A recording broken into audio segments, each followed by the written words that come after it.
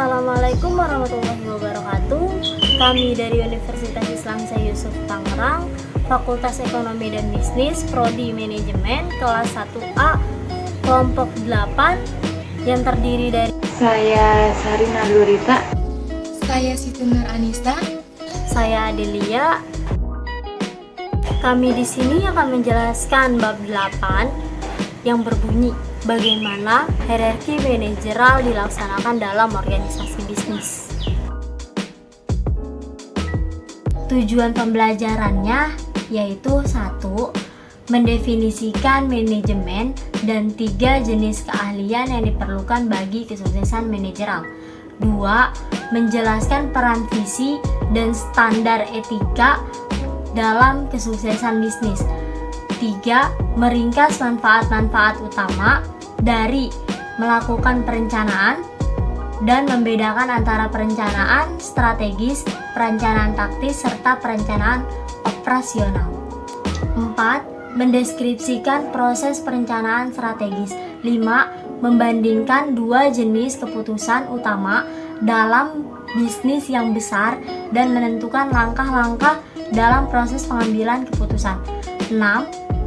Mendefinisikan kepemimpinan dan membandingkan berbagai gaya kepemimpinan. 7. Mendiskusikan makna dan pentingnya budaya korporat. 8. Mengenali 5 bentuk utama departementalisasi yang besar dan 4 jenis struktur organisasi yang utama.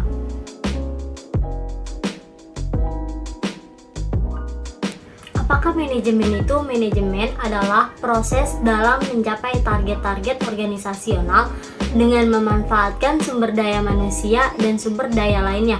Pekerjaan seorang manajer adalah mengombinasikan sumber daya manusia dan sumber daya teknis lain sebaik mungkin guna mencapai tujuan perusahaan. Manajemen puncak yaitu mencurahkan sebagian waktunya mengembangkan rencana jangka panjang bagi organisasinya, menentukan arah perusahaan, dan menunjukkan teladan kepada para eksekutif dan para pegawai di perusahaannya untuk menggapai visi mereka demi masa depan perusahaan. Manajemen menengah memusatkan perhatian pada operasional khusus, produk atau kelompok pelanggan dalam sebuah organisasi, bertanggung jawab untuk mengembangkan rencana detail dan prosedur untuk menerapkan rencana strategis perusahaan. Manajemen supervisi yaitu melaksanakan rencana yang dikembangkan manajer menengah, bertanggung jawab untuk memberikan pekerjaan pada para pegawai non-manajer dan mengevaluasi kinerja mereka, memberikan motivasi pada para pekerja untuk mencapai target harian, mingguan, dan bulanan. Keterampilan yang dibutuhkan untuk kesuksesan manajemen. 1. Keterampilan teknis, yaitu keahlian manajer untuk memahami dan menggunakan teknik, pengetahuan, dan peralatan, serta perlengkapan yang berhubungan dengan suatu bidang atau departemen tertentu. 2. Keterampilan individu, yaitu keterampilan interpersonal yang membuat manajer dapat bekerja secara efektif dengan dan melalui orang-orang.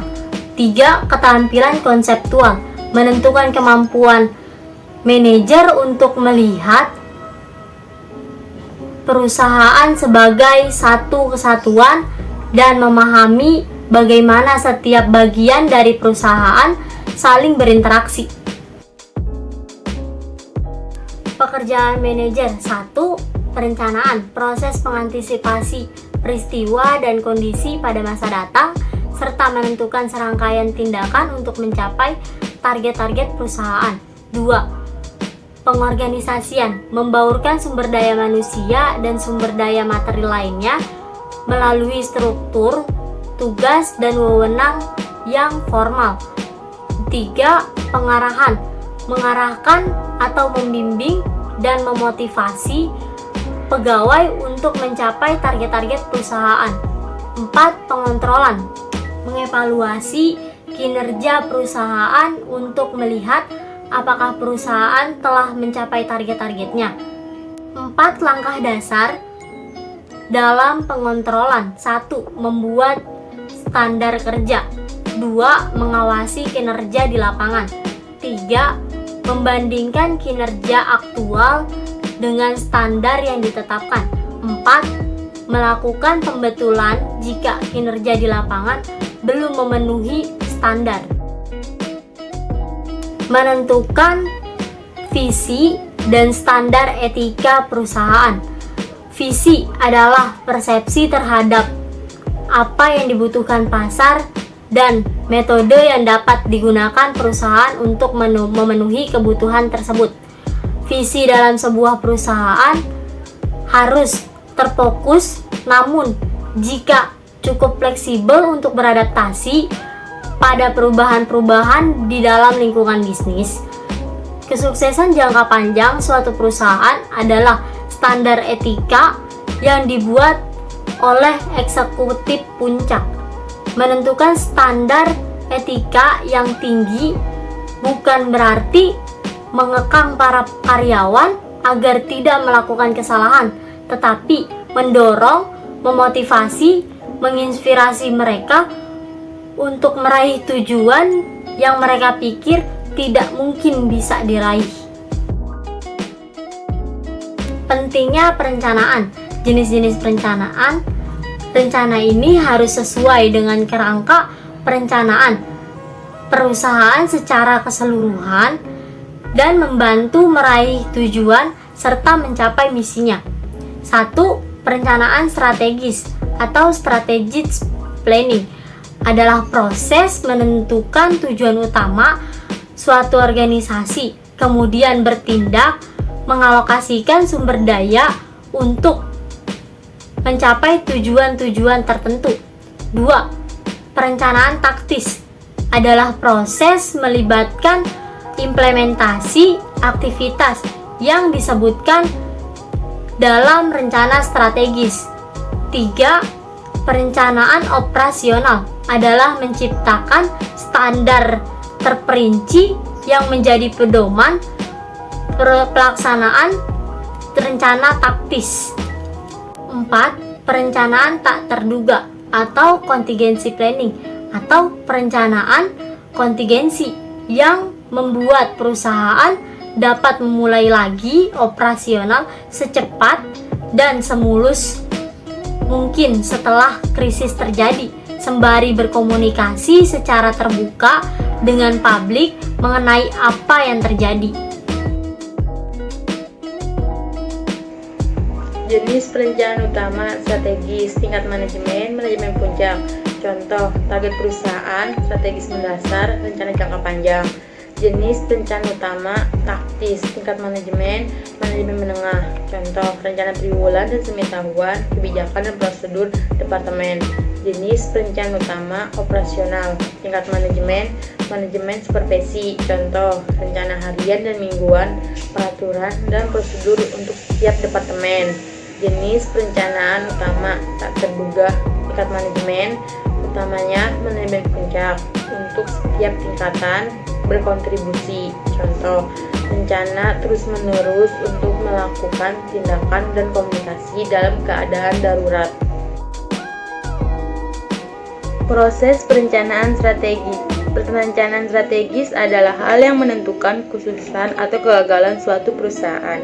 Perencanaan strategis yang baik biasanya mengikuti 6 langkah, yaitu menentukan misi, menilai posisi perusahaan dalam persaingan, menentukan target-target organisasi, membuat strategi untuk menonjol dalam kompetisi, menerapkan strategi tersebut, dan mengevaluasi hasil serta memperbaiki rencana.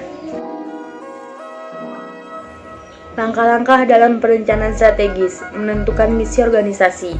Dalam perencanaan strategis adalah menerjemahkan visi perusahaan ke dalam pernyataan misi. Mission statement. Pernyataan misi adalah penjelasan tertulis akan maksud dan tujuan bisnis suatu perusahaan. Menilai posisi dalam persaingan. Langkah selanjutnya dalam proses perencanaan adalah menilai posisi perusahaan saat ini di pasar. Fase ini juga melibatkan penelaah faktor-faktor yang mungkin membantu ataupun menghadang perusahaan pada masa datang. Alat yang sering digunakan dalam fase perencanaan strategis ini adalah analisis SWOT. Menentukan target organisasi, target objectives, menjadi petunjuk jalan yang digunakan manajer untuk menentukan kinerja yang diinginkan perusahaan pada area-area seperti daya laba, pelayanan pelanggan, pertumbuhan kepuasan pegawai. Menciptakan strategi agar menonjol dalam persaingan. Tujuan yang mendasari pengembangan strategi adalah keunikan yang berdaya asing, comparative differentiation, yaitu kombinasi unik antara kemampuan perusahaan dan pendekatannya yang membedakan perusahaan tersebut daripada pesaingnya. Menerapkan strategi. Penerapan rencana adalah mengawasi dan menyesuaikan rencana ketika kinerja di lapangan gagal memenuhi ekspektasi. Menindaklanjuti rencana strategi yang telah dibuat dengan mengidentifikasi poin-poin di mana harus berhenti sejenak dan menyebarkan sumber daya yang dibutuhkan untuk menjalankan rencana yang dikehendaki. Menciptakan pendekatan yang unik untuk mencari setiap kata pada setiap fase seluruh situs, bukan judul situsnya saja. Mengawasi dan menyesuaikan rencana strategis. Mengawasi terdiri atas membuat metode untuk mendapatkan masukan, feedback, mengenai kinerja yang sebenarnya, penggunaan secara terus-menerus pada instrumen seperti analisis SWOT dan melakukan peramalan dapat membantu manajer menyesuaikan target dan rencana fungsional ketika perubahan terjadi. Analisis SWOT analysis adalah pendekatan yang teratur untuk menilai kekuatan dan kelemahan internal perusahaan serta peluang dan ancaman eksternalnya. SWOT adalah singkatan dari Strengths kekuatan, weakness kelemahan, opportunities peluang, dan threats ancaman. Dasar pemikiran SWOT adalah pengecekan keadaan internal dan eksternal yang sangat penting harus menjadi patokan bagi manajer untuk memilih strategis yang sesuai guna meraih target-target perusahaan. Manajer sebagai pengambilan keputusan. Pengambilan keputusan decision making adalah proses mengenali sebuah masalah atau peluang dan kemudian mengambil tindakan atasnya. Keputusan terprogram decision melibatkan permasalahan sederhana, lazim dan sering terjadi yang solusinya telah ditentukan. Contoh, keputusan terprogram adalah menentukan gaji awal untuk asisten pemasaran yang baru. Keputusan tidak terprogram non-programmed decision melibatkan permasalahan atau peluang yang rumit dan unik yang memiliki konsekuensi besar bagi perusahaan. Contoh, keputusan tidak terprogram adalah memasuki pasar di tempat baru. Bagaimana manajer membuat keputusan? Pengambilan keputusan berarti memiliki antara dua alternatif atau lebih di mana alternatif terpilih akan menjadi keputusannya. Pengambilan keputusan melibatkan proses bertahap yang sistematis yang membantu manajer mengambil pilihan yang efektif. Proses ini dimulai ketika ada orang yang melihat adanya masalah atau peluang. Kemudian berlanjut dengan membuat rencana tindakan yang sekiranya harus dilakukan, mengevaluasi pilihan-pilihan alternatif, memilih dan menerapkan salah satu pilihan tersebut, dan serta menilai hasil dari keputusan tersebut. Manajer sebagai pemimpin. Unsur yang paling terlihat dari tanggung jawab seorang manajer adalah kepemimpinan, leadership, mengarahkan atau menginspirasi orang-orang untuk mencapai tujuan organisasi. Karena kepemimpinan yang baik sangatlah penting bagi kesuksesan organisasi. Banyak peneliti berfokus pada karakteristik pemimpin yang baik. Pemimpin-pemimpin besar tidak memiliki ciri-ciri sifat yang sama. Kepemimpinan melibatkan penggunaan terhadap pengaruh atau kekuasaan. 3 sifat yang seringkali disebutkan. 1. Empati, yaitu kemampuan untuk membayangkan diri kita berada di posisi orang lain. 2. Wawasan diri. 3. Objektivitas dalam berurusan dengan orang lain. Gaya kepemimpinan. Kepemimpinan otoritaris, mengambil keputusan sendiri tanpa berembuk dengan pegawai, tanpa mengonsultasikan terlebih dahulu pada mereka. Kepemimpinan demokratis, melibatkan pegawai dalam pengambilan keputusan, berpusat pada kontribusi pegawai, mendelegasikan tugas, meminta saran dari pegawai, dan mendorong pegawai untuk berpartisipasi. Kepemimpinan bebas, kendali serahkan sebagian besar keputusan kepada karyawan. Budaya korporat. Budaya korporat atau corporate culture adalah sistem prinsip keyakinan dan nilai. Tujuannya adalah membangun budaya di mana semua pegawai memiliki kedudukan setara. Budaya korporat dibentuk oleh pemimpin yang mendirikan dan mengembangkan perusahaan serta oleh orang yang melanjutkan perusahaan tersebut. Manajer menggunakan simbol, ritual, upacara, dan cerita-cerita untuk memperkuat budaya korporat. Struktur organisasi. Fungsi pengorganisasian adalah proses pemadukan sumber daya manusia dan material melalui struktur dan wewenang formal. Organisasi atau organization, pengelompokan terstruktur orang-orang yang bekerja bersama untuk mencapai tujuan bersama. Organisasi terdiri atas 3 unsur penting. Pertama, interaksi manusia. Kedua, aktivitas yang mengacu pada tujuan. Dan ketiga, struktur. Bagan organisasi. Bagan organisasi atau organization chart yang merupakan representasi visual dari struktur perusahaan yang menggambarkan jabatan dan fungsinya. Bagan organisasi menggambarkan pembagian perusahaan ke dalam departemen-departemen yang memenuhi kebutuhan perusahaan. Departementalisasi atau departmentalization adalah proses pembagian aktivitas kerja menjadi unit-unit dalam organisasi. Ada 5 bentuk utama departementalisasi: membagi-bagi pekerjaan berdasarkan pada produk, wilayah geografis, pelanggan, fungsi, dan proses. Departementalisasi produk, yaitu pendekatan ini mengorganisasikan unit-unit kerja berdasarkan pada barang dan jasa yang ditawarkan oleh perusahaan untuk membawa ide-ide dari laboratorium riset ke pasar. Departementalisasi geografis, yaitu bentuk ini mengorganisasikan unit-unit berdasarkan pada berbagai wilayah geografis pada suatu negara atau untuk perusahaan multinasional berdasarkan pada berbagai wilayah di dunia. Departementalisasi pelanggan, yaitu struktur perusahaan yang menawarkan beragam barang dan jasa yang menargetkan berbagai jenis pelanggan dapat didasarkan pada departementalisasi pelanggan. Departementalisasi fungsional, atau beberapa perusahaan mengorganisasikan unit-unit kerja berdasarkan pada fungsi-fungsi bisnis seperti keuangan, pemasaran, sumber daya manusia, dan produksi. Departementalisasi proses, yaitu beberapa barang dan jasa membutuhkan proses kerja yang panjang untuk menyelesaikan produknya. Bentuk departementalisasi di satu perusahaan ada pun strukturnya, yaitu Chief Executive Officer atau CAO. Lalu di bawahnya terdapat Wakil Direktur Produksi, Wakil Direktur Pemasaran, Chief Financial Officer atau CFO, yaitu departementalisasi fungsional.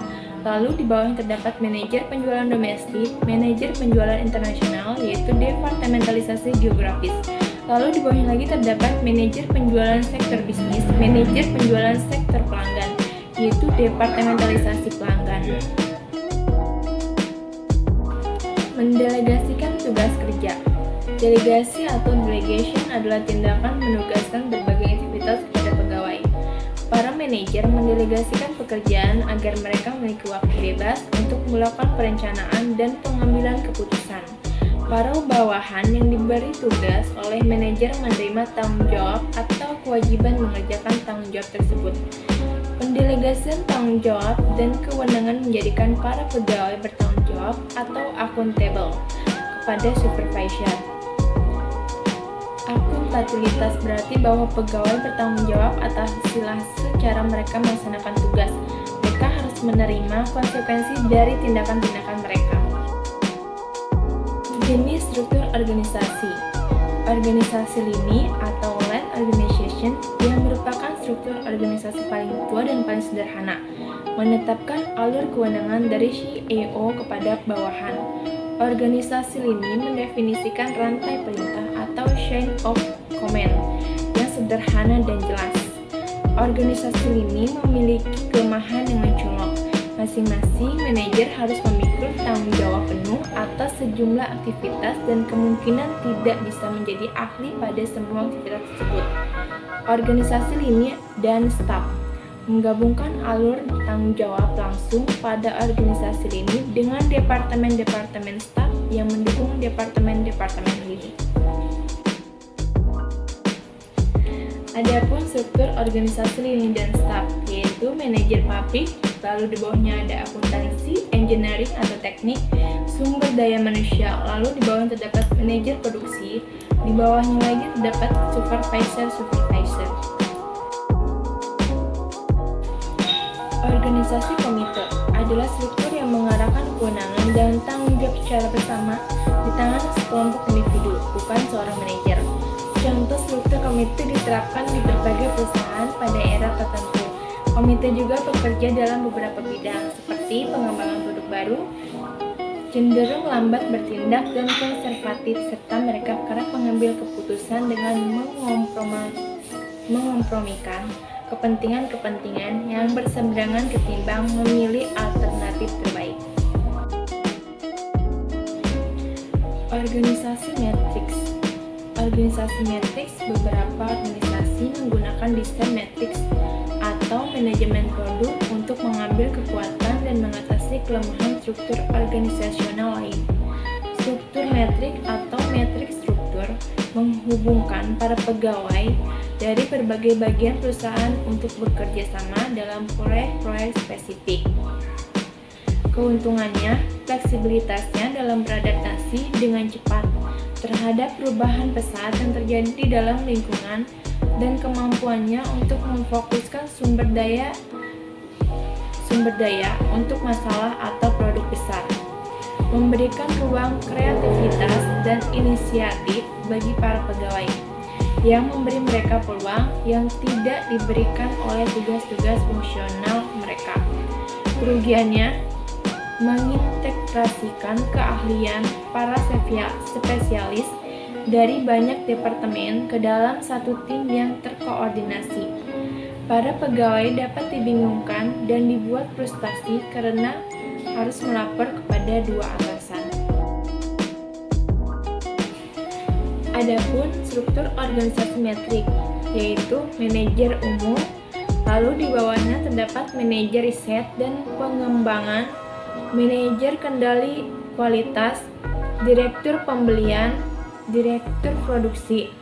Lalu di bawahnya terdapat manajer proyek A, manajer riset dan pengembangan, manajer kendali kualitas, direktur pembelian, lalu direktur produksi.